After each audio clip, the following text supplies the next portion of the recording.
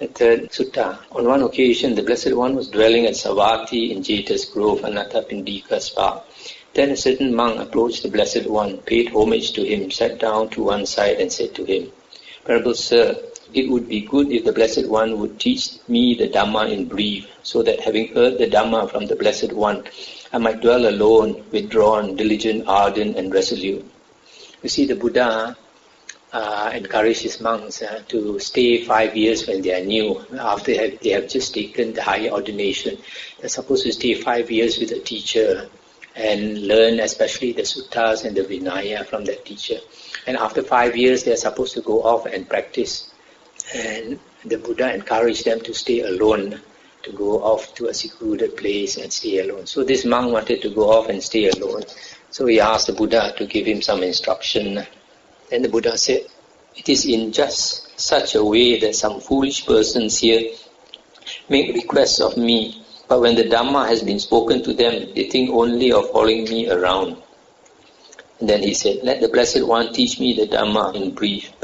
Let the Fortunate One teach me the Dhamma in brief. Perhaps I may understand the meaning of the Blessed One's statement. Perhaps I may become an heir to the Blessed One's statement. And the Buddha said, well then, monk, purify the very starting point of wholesome states. And what is the starting point of wholesome states? Virtue that is well purified and view that is straight. Then, monk, when your virtue is well purified and your view straight, based upon virtue, established upon virtue, you should develop the 4 intense states of mindfulness in a threefold way. What for? Here, monks, dwell contemplating the body in the body, internally, ardent, clearly comprehending, mindful, having removed covetousness and displeasure in regard to the world. Dwell contemplating the body in the body externally, ardent, clearly comprehending, mindful, having removed covetousness and displeasure in regard to the world. Dwell contemplating the body in the body, internally and externally, ardent, clearly comprehending, mindful, having removed covetousness and displeasure in regard to the world. Similarly, contemplate feelings in feelings, mind in mind, Dhamma in Dhamma.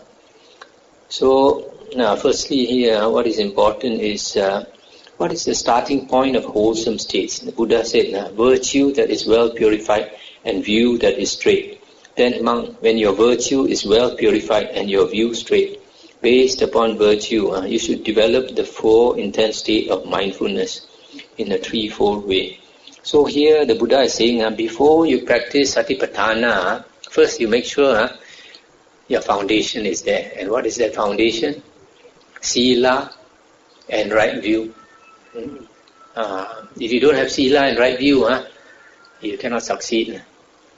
So Sila here refers to Aryan Sila, not to 5 precepts. Aryan Sila. Aryan Sila means the 3 factors of the Noble Eightfold Path. Right speech, right action, and right livelihood.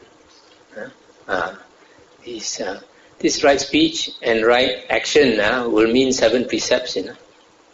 3 body precepts and 4 verbal precepts. And then right livelihood, that means you earn a livelihood without harming others. So you must have this Sila, and then you must have right view. And right view is understanding the 4 noble truths. And that you get from listening to the Dhamma or studying the books. So right view comes not from meditating, but from listening to the Dhamma. Because in the Majjhima Nikaya, I think Sutta 43, it is stated that there are 2 conditions for right view. The first one is the voice of another. The second one is thorough attention. The actual words is the voice of another. It's not listening to the Dhamma. It's the voice of another. That means another person teaches you the Dhamma. Then only you can get right view. You cannot get it yourself by meditating until doomsday. So that is why when a Sammasambuddha appears in the world, he teaches the Dhamma and Aryans arise. Without the Sammasambuddha teaching the Dhamma, you cannot get Aryans arising. This is very important, that we uphold our sila and listen to the Dhamma to get right view. Once you get right view, then you have entered the stream. And after you have entered the stream, then only you learn to meditate. So don't try to meditate before you get right view and practice your sila. A lot of people, they do the wrong things. They start from the back, the last factor of the Noble Eightfold Path practicing. In the Majjhima Nikaya Sutta 117, the Buddha said, you want to practice the Noble Eightfold Path, you must start with right view.